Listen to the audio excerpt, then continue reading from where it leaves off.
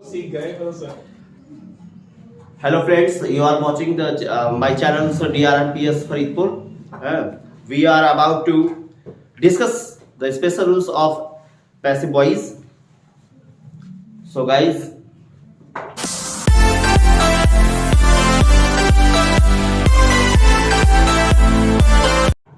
देखते हैं गाइस, हम बता रहे थे आपके लिए कि कुछ हमने एक्टिव से पैसिव वॉइस बताया था आप लोगों के लिए। और बाई का प्रयोग हम लोग अक्सर बाई, हिम, बाई, दैम वगैरह करते हैं, लेकिन बाई के स्थान पर हम और भी प्रपोजिशंस लगा सकते हैं। हमारा आज का टॉपिक है अदर प्रपोजिशंस, जैसे कि एट है, विद है, एट है, विद है, टू है, इन है। ये भी कैन बी यूज किए जाते हैं in place of by, by के स्थान पर। बाई को देख करके ही हम बहुत सारे स्टूडेंट्स ही देखते हैं कि बाई, हिम, बाई, देम ये सब होके ही पैसिव वॉइस हो पाएगा, लेकिन नहीं। ये स्पेशल रूल्स कंपटीशन वगैरह में या फिर एकेडमी में भी बहुत स्पेशल पैसिव वॉइस करने को आते हैं, एक्टिव से पैसिव। तो देखते हैं पहला रूल्स हमारा क्या है। स्पेशल रूल्स में हम पहला पढ़ते हैं अकॉर्डिंग। कुछ वर्बें ऐसी भी हैं मेन वर्ब जिसके अकॉर्डिंग हम एट लगाते हैं। वो कौन सी वर्बें हैं?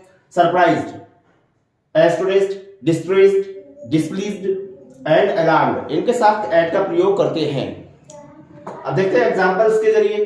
जैसे योर बिहेवियर सरप्राइज्ड मी, आपके व्यवहार ने मुझे बहुत ज्यादा आश्चर्यचकित कर दिया। इसका ये एक्टिव सेंटेंस है अकॉर्डिंग टू रूल्स के, और हम इसका पैसिव वॉइस कैसे बनाएंगे? तो वही पुराना हमारा जो रूल्स है एक्टिव और पैसिव करते समय हम सब्जेक्ट को और ऑब्जेक्ट को देखते हैं।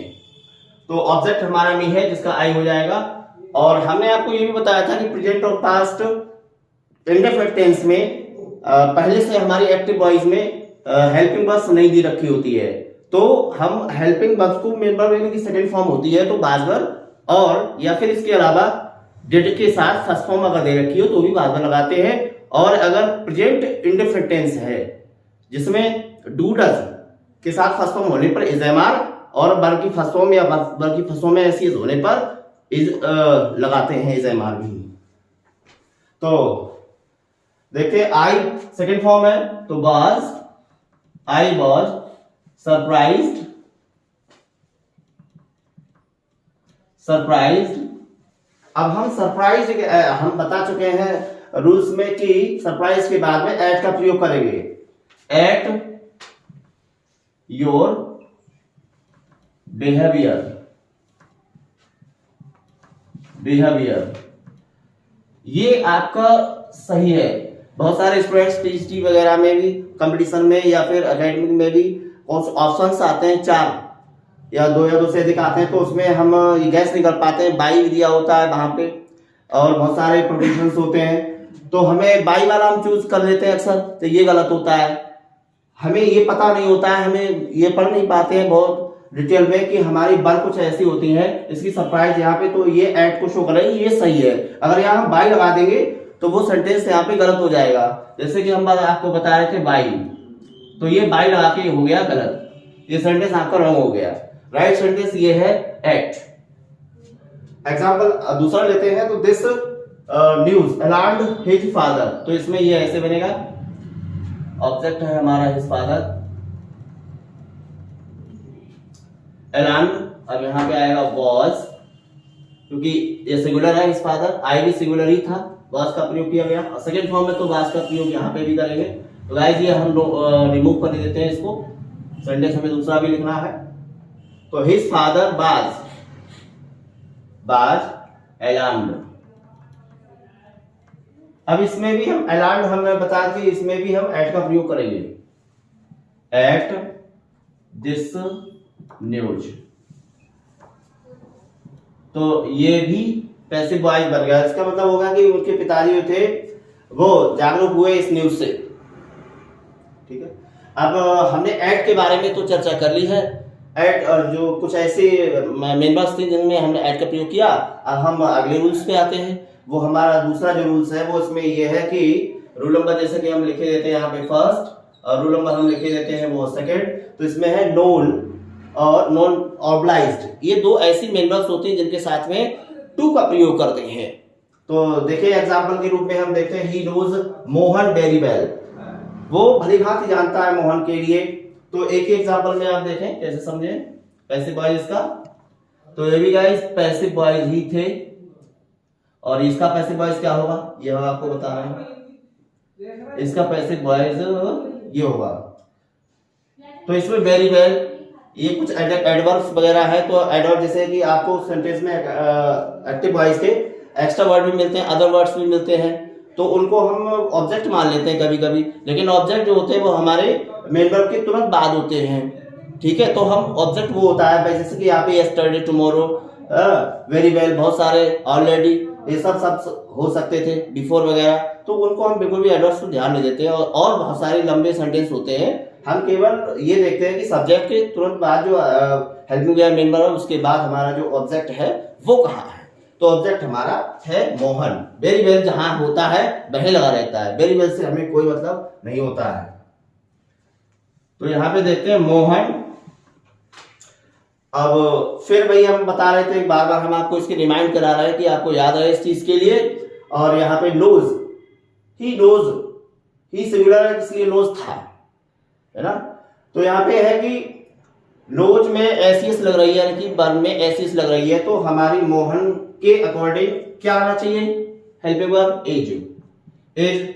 और नो की थर्ड फॉर्म होती है नोन, नोन, और फिर आ जाएगा टू, और ही का ऑब्जेक्ट होगा हिम। तो आपका ऑप्शन हो गया ये सही हो गया। अगर यहाँ पे हम बाई का प्रयोग कर देते हैं तो ये सेंटेंस जो हो जाएगा वो गलत हो जाएगा। सही हमारा सेंटेंस कौन सा है, वो ये है, यानी 4 ऑप्शन में ये भी आ सकता है, he Mohan is known to him. अगर बाई हम लगाएंगे तो गलत हो जाएगा। यहाँ पे बाई बिल्कुल भी चारों रूल्स में नहीं लगना है। हम आपको बार बार रिमाइंड करा रहे हैं, बाई का प्रयोग नो, जो बात हमने अभी पढ़ा रहे हैं इनमें बिल्कुल लगाना नहीं है आपको, ठीक है। अब थर्ड रूल में चलते हैं। तो कंटेंट और इंटरेस्ट के साथ में इनका प्रयोग करते हैं, जिसका मतलब होता है रखना। तो जैसे कि हम देखते हैं यहाँ पे, तो ब्यूटीफुल स्टोरीज यहाँ पे हमारी ऑब्जेक्ट है। तो यहाँ पे देखते हैं ब्यूटीफुल स्टोरीज कंटेंट्स। तो माई बुक जो था सिंगुलर था, इसलिए वर्ब की फर्स्ट फॉर्म में एसीएस एक्टिव वॉइस में था। लेकिन यहाँ पे ऑब्जेक्ट जो हमने ढूंढा तो वो प्लूरल है। तो प्लूरल करते समय हम गाइस जानते हैं कि इसमें इज़ेमार का प्रयोग करते हैं। तो ब्यूटीफुल स्टोरीज मिला के हमारा प्लूरल सब्जेक्ट हो गया। तो यहाँ पे आर का प्रयोग करेंगे, आर। और कंटेंट की थर्ड फॉर्म जो होती है कंटेंट होती है, कंटेंट। और फिर अब हम बाई लगाएं, क्या लगाएं, तो बाई वगैरह बिल्कुल नहीं लगेगा। हम बार बार कह रहे हैं कि एक बार में बाई का प्रयोग होता ही नहीं है। इन लगाएंगे कंटेंट और इंटरेस्टेड के साथ में, तो इन फिर हो जाएगा माई बुक। तो ये आपका पैसिव वॉइस बनके रेडी हो गया। मतलब beautiful stories are content in my book. बार बार हम बात कर रहे हैं कि बाई का प्रयोग बिल्कुल नहीं करेंगे। और इज़ेमार के साथ तो आईएनजी वाली फॉर्म आती है। तो यहाँ पे और भी एक फैक्ट है जानने का, पैसिव, ये पैसिव वॉइस है, हम बना भी रहे हैं। और अब वैसे भी ऑप्शन में अगर आ जाए तो ये पहचान होती है इज़ेमार बाय वर्ब के साथ थर्ड फॉर्म प्रयोग हो रही है ना भाई। वैसे तो एक्टिव वॉइस में आईएनजी का प्रयोग करते हैं, लेकिन आईएनजी तो है नहीं इसमें, तो इसका मतलब पैसिव वॉइस है ना ये। तो इनका प्रयोग हमने यहाँ पे कर दिया है। अब चलते हैं रूल नंबर 4 पे। Please satisfy chart line disgusted thrown. इन सब बस के साथ में विद का प्रयोग करते हैं। किससे गाइस, विद का। अब एक्टिव वॉइस सेंटेंस में हमने कुछ एग्जांपल्स लिए हैं। हिज बिहेवियर प्लीज्ड मी, उसके बिहेवियर ने, उसके व्यवहार ने हमको क्या कर दिया, मुझे बहुत खुश कर दिया। प्लीज्ड का अर्थ है यहाँ पे। तो यहाँ पे भी देखते हैं इसमें क्या आएगा, आई वाज प्लीज्ड, और अब आएगा विद, विद हिज, मैं बहुत खुश हुआ। किसके व्यवहार से, उसके व्यवहार से। तो अब यहां पे हमने विद का प्रयोग कर दिया है, क्योंकि प्लीज जो फॉर्म्स हम बता रहे हैं मेंबर्स उनके अकॉर्डिंग। अब नेक्स्ट एग्जांपल लेते हैं। Some passengers line the booking window. कुछ पैसेंजर्स, कुछ यात्री जो थे वो खड़े हुए थे, लाइन लगाए हुए थे किस पे, टिकट विंडो, जो जहां टिकट वगैरह बढ़ते हैं वहां।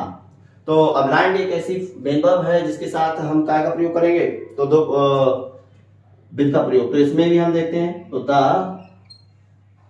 बुकिंग विंडो,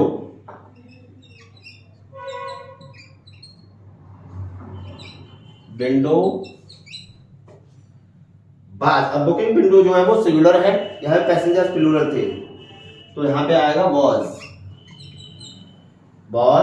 अब यहाँ लाइन का लाइन ही रहेगा। अब यहाँ पे विद का प्रयोग करेंगे। विद किससे टिकट विंडो जो थी वो किससे रेखांकित की गई थी, किसमें लाइन लगी हुई थी, तो सम पैसेंजर्स, विद सम पैसेंजर्स। तो इस तरह से आपका पैसिव वॉइस बन जाता है।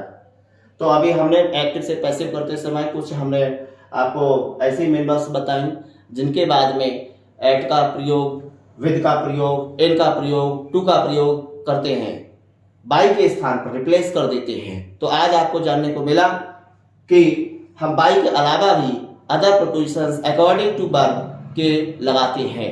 अब हम लास्ट में वॉइस के लगभग समाप्ति की तरफ है, तो हम क्यों ना एक और रूल ले लें।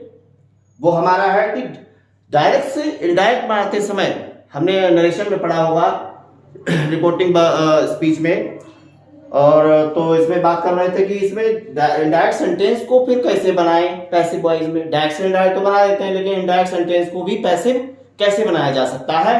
तो ऐसे हमें आप बता रहे थे कि शुरुआती जो जिसे रिपोर्टिंग वर्ब कहते हैं, ये इसे रिपोर्टेड स्पीच कहते हैं, कंजक्शन के बाद वाला जो हिस्सा होता है। तो हम आरएस में बिल्कुल भी कोई पैसिव वॉइस बनाने की कोशिश ना करें। हम केवल आरडी में ही पैसिव के रूल्स, पैसिव के नियम को फॉलो करते हैं और देखते हैं इसमें क्या है। तो आरडी हमारी यहाँ पे इस समय राम सेड टू मी है, तो पहले की तरह ये सेंटेंस हम मान लें थोड़ी देर के लिए कि ये सेंटेंस हमारा सिर्फ इतना ही है, आगे का नहीं है। आगे चाहे दैट हो, चाहे कोई क्वेश्चन वर्ड दिया हो WH, और या फिर कोई इफ वगैरह दिया हो, लेकिन उससे आगे का सेंटेंस हमें कोई मतलब नहीं होता है रिपोर्टेड स्पीच से। हमें केवल रिपोर्टिंग वर्ब में ही पैसिव वॉइस करना होता है। तो जैसे कि आप एक ऑब्जेक्ट है मी और राम है सब्जेक्ट, है ना, तो मी को हम आई का लेते हैं, और सैड से फ्रेंड्स पे होता है, फर्स्ट फॉर्म होती है, और से तो नहीं है यहाँ पे तो सैड है। तो यहाँ पे सॉरी टोल्ड होना चाहिए यहाँ पे, क्योंकि इंडायरेक्ट पहले से बना हुआ था, तो टोल्ड होना चाहिए, टोल्ड। तो यहाँ पे टोल्ड सेकंड फॉर्म है, तो यहाँ पे I was told second form है, इसलिए हेल्पिंग वर्ब वाज का प्रयोग करेंगे, तो आई वॉज टोल्ड।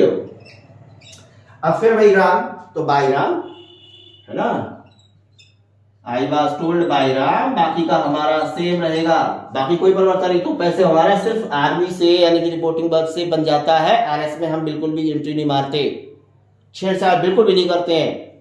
तो यही से हमारा क्या बन जाता है पैसिव वॉइस। तो बाकी हम नोट डाउन कर देते हैं। तो the sun rises in the east.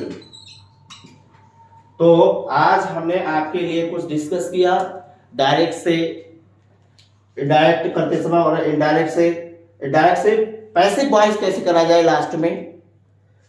तो गाइस कैसे लगी आपको ये वीडियो, और अगर वीडियो अच्छी लगी हो तो लाइक करना। अगर कोई इसमें मिस्टेक भी रहेगा या आपके समझ में नहीं आया तो कमेंट बॉक्स में लिख सकते हैं, हम उसको कोशिश करेंगे सुधारने की, है नहीं। और thank you for watching my YouTube channel. Thank you.